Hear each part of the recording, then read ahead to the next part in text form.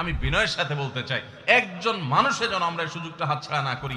আল্লাহ তাআলা দুনিয়ার আসমানে এসে তারপরে বান্দাকে ডেকে ডেকে বলেন, আলা মিন মুবতালান, তোমাদের মধ্যে কেউ কি অসুস্থ আছো, ফাআফিয়াহু, আমি তাকে সুস্থতা দান করব। আলা মিন মুস্তাগফিরিন ফাগফির লাহ, তোমাদের মধ্যে কেউ কি আছো ক্ষমা প্রার্থনাকারী, আমি তাকে ক্ষমা করে দিব। এভাবে ডেকে ডেকে আল্লাহ তাআলা দিতে থাকেন। 24 ঘন্টার ভিতরে দোয়া কবুলের সবচেয়ে আদর্শ সময়, যে সময়ের দোয়া কবুলের সম্ভাবনা সবচেয়ে বেশি, সেটা হলো ভোর রাতের সময়টা। আল্লাহ সুবহানাহু ওয়া তাআলা ডেকে ডেকে বান্দার ক্ষমা ঘোষণা করেন, বিপদ আপদ দূর করেন, অসুখ বিসুখ দূর করেন। এই সময়টা হলো রাতের শেষ প্রহর, ফজরের আগের সময়টা, তাহাজ্জুদের সময়টা। 11 মাস ধরে আমরা নানা ব্যস্ততার অজুহাতে আমাদের তাহাজ্জুদ পড়ার সুযোগ হয় না, ভোর রাতে ওঠার সুযোগ হয় না। ভাইরা আমার, রমাদানের মাস, আপনি তো সাহরি খাইতে প্রায় প্রতিদিনই উঠছেন।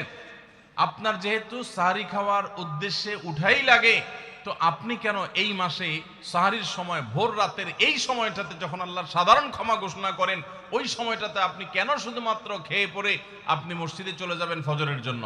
অবশ্যই আপনি সাহরি খেতে উঠলে 2-5 মিনিট সময় বের করে বিশেষভাবে আল্লাহর কাছে দোয়ায় মনোনিবেশ করবেন। আমাদের একটা বড় ভুল হলো, সাহরির এই সময়টাকে দোয়ায় আমরা মনোনিবেশ করি না। সম্ভব হলে 2 রাকাত নামাজ পড়েন, 4 রাকাত নামাজ পড়েন।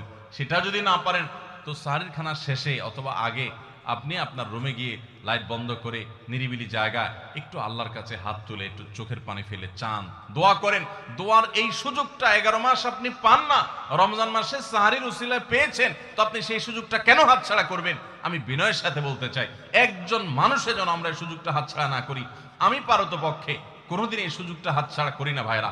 যেদিন কিছুই করতে পারি না, ওইরকম দোয়া করার সময় হয়তো নাই, কোনো কারণে দেরি হয়ে গেছে উঠতে উঠতে, ওই দিন খাইতে খাইতে মনে মনে দোয়া করার চেষ্টা করি, প্লেটটা ধুইতে ধুইতে দোয়া করার চেষ্টা করি। কারণ মুয়াজ্জিন ফজরের আজান যখন দেন, ওয়াক্ত যখন হয়, তার আগ মুহূর্ত পর্যন্ত আল্লাহ তাআলা দুনিয়ার আসমানে এসে তারপরে বান্দাকে ডেকে ডেকে বলেন, আলা মিন মুবতালান, তোমাদের মধ্যে কেউ কি অসুস্থ আছো, ফাআফিয়াহু, আমি তাকে সুস্থতা দান করব। আলা মিন মুস্তাগফিরিন ফাগফির লাহ, তোমাদের মধ্যে কেউ কি আছো ক্ষমা প্রার্থনাকারী, আমি তাকে ক্ষমা করে দিব। এভাবে ডেকে ডেকে আল্লাহ তাআলা দিতে থাকেন। টোটাল 24 ঘন্টার মধ্যে যেই সময়টার দোয়া ফেরত দেয়া হয় না, যেই সময়টার দোয়া মিস হওয়ার সম্ভাবনা খুবই কম, আপনার দোয়ার বেসিক শর্তগুলো ঠিক থাকলে এই দোয়া কবুল হওয়ার সম্ভাবনা জোরালো, সেই সময়টা হলো ভোর রাতের সময়টা। রমজান মাসে এই সময়টাতে দোয়ার যে সুযোগ তৈরি হয়, দোয়ার যে বিশাল সুযোগ আপনি পান, এই সুযোগটা হাতছাড়া করে আপনি শুধুমাত্র খেয়ে দিয়ে এই সময়টাকে পার করে দেন, এটা কখনো বুদ্ধিমানের কাজ হতে পারে না। এই জন্য রমজান মাসের ভুলগুলোর মধ্যে থেকে একটা হলো যে সাহরির সময়টাতে, ভোর রাতের সময়টাতে, দোয়া কবুলের গুরুত্বপূর্ণ সময়টাতে আমরা দোয়া তো করিই না।